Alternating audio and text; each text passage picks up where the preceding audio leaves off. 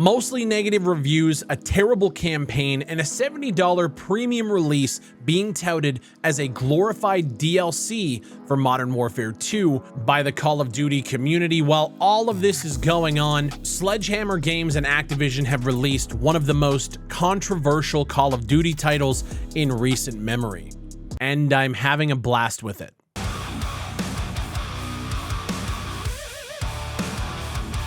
Not everything here is sunshine and rainbows with Modern Warfare 3, clearly, but in me saying that I'm overall enjoying the game, I know that I'm missing the mark for a lot of my audience with this, because I know you guys are pissed at this release. I will always stay true to myself and my opinions of the game, and while there are a lot of issues that I need to discuss in this video, this year's Call of Duty isn't rubbing me the wrong way like it seemingly is for a lot of the internet right now, and that's a weird little tightrope to walk, so I'm gonna try my best while staying true to myself. Let's start with what I do like. First off, the return of all original Modern Warfare 2 maps was an interesting choice because Modern Warfare 2 released last year and it would have been the best time to bring out those classic 2009 maps, but I'll say it's been a treat to return to some of the classic maps, and I can confidently say without a shadow of a doubt that the maps we had growing up are infinitely better than anything Call of Duty has released in the last 6 to 7 years. Playing Afghan and Terminal,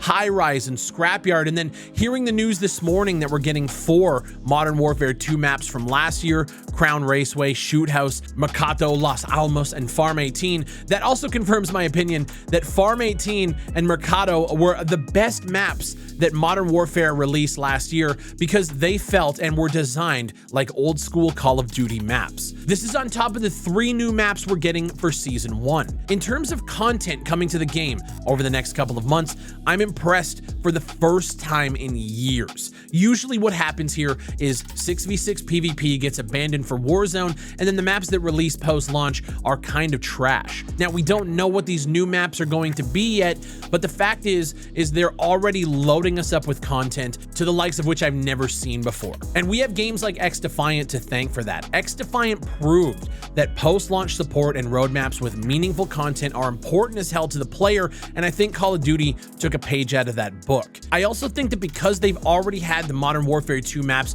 remastered from a while back, this now gives those devs a bit of breathing room to create post-launch content based on the Bloomberg article detailing their development struggles due to Activision and shareholders.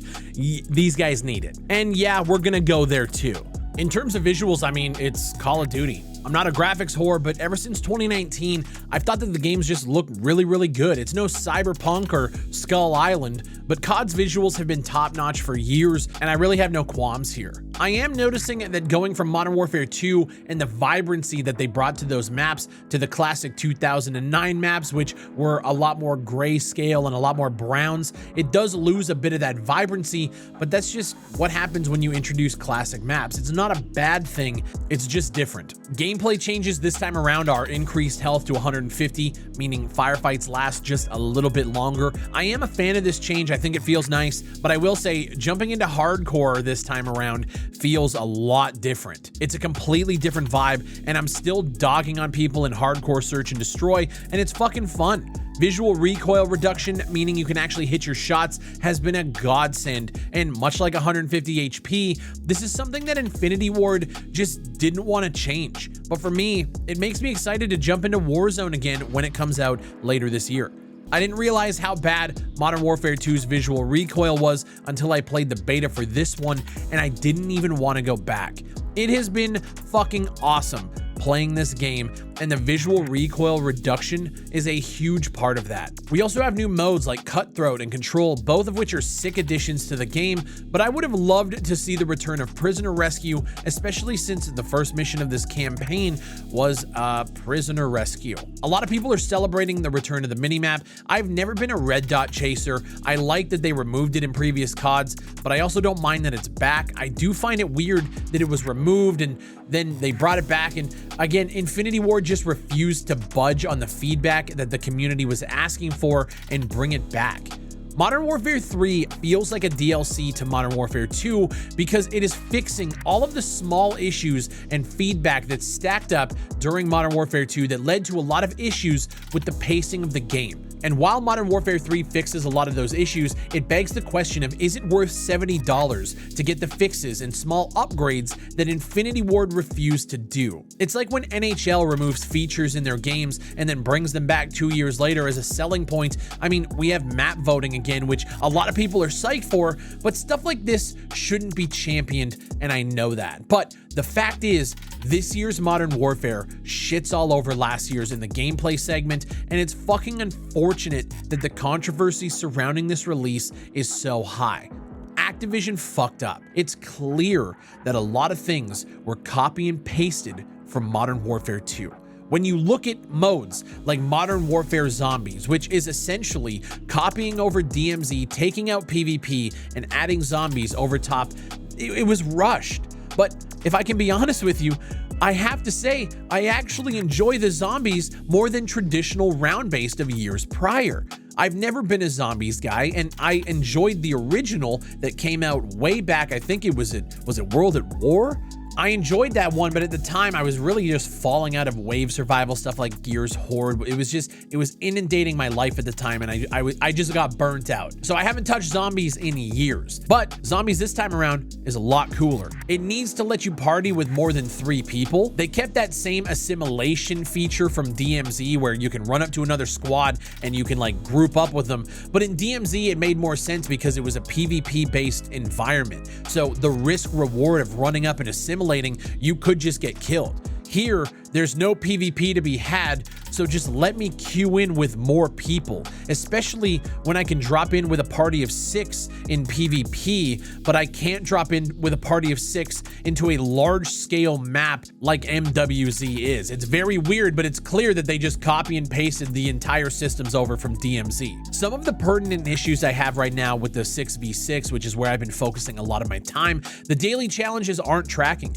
So when you hit level 25, you unlock armory challenges that let you select gear that you want to work towards unlocking before you hit the actual level cap. So you have to do daily challenges. You select an item you want to unlock, you do the amount of daily challenges you need, and you can unlock that item early. But there was a lot of times where the daily challenges weren't tracking. I was going for the covert sneakers, but I couldn't do any of my challenges. Nothing was working. So I just went, screwed around, played some hardcore matches, came back, and I had the sneakers, but the daily challenges weren't completed.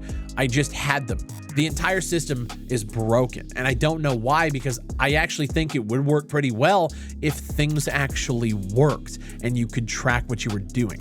There are a lot of small issues with this, on top of the fact that it's just clear that it was a copy and paste job from Modern Warfare 2 with a lot of little changes and additions that we have been asking for the last year. And I think a lot of people raising concerns that it's not worth $70 is valid. I totally understand the desire to skip this year's Call of Duty. At the same time, I'm having a great time. I bought the game because I'm a FPS YouTuber and I'm enjoying it. So it's one of those things where I can definitely understand where people's criticisms and concerns are coming from, but at the same time, it doesn't reflect with my opinion of the actual game itself. It's a weird little thing where I don't disagree with the negativity, but that negativity actually isn't impacting my enjoyment of the game. So that's kind of where I'm at. The game is fun. And I think if you're one of those people who you only play Call of Duty and you buy it every single year, I think you're going to jump into this and probably feel pretty good, unless you were looking for something completely different than Modern Warfare 2. This game is Modern Warfare 2 with all the changes that you wanted to see in Modern Warfare 2 to make it better. That's what it is. If you were looking for something completely different because Modern Warfare 2 turns you off from the franchise completely and you're hoping for something radical, you're not getting it this year. And I actually don't know if you're ever gonna get that again. Is this game worth $70? That question is really up to you. Discussing worth in terms of video games is so fucking subjective now. But since the game has released last week, I've put about 36 hours into the game. So I feel like I'm trending upwards on getting my $70 value out of it. But I can also understand if you're just like, man, fuck this shit this year. I get it. I'm enjoying it. I'm having a good time. There is a lot of issues, and I will say, outside of Modern Warfare 3, which is where I want to focus this video on, there are a lot of issues with the Call of Duty platform as a whole that I want to talk about in another video. But to keep this short, sweet, and concise, Modern Warfare 3 is controversial. Modern Warfare 3 has a lot of issues. Modern Warfare 3 was a DLC for Modern Warfare 2 that has brought in a lot of changes that I wish we would have just seen in the last title. And if you're one of those people who enjoy Call of Duty every single year, hey, you're probably gonna have a pretty good time. If you're one of those people that don't like Call of Duty and don't like the direction it's going, this one ain't for you. My name is BigFry. Thank you guys for watching. Let me know what you think down below in the comments. I tried to be as objective as possible while also giving you guys my opinions. I know this is such a weird situation, but I always got to give you guys my honest thoughts. Leave a like on it, subscribe for more FPS content, and I'll see you on the next one.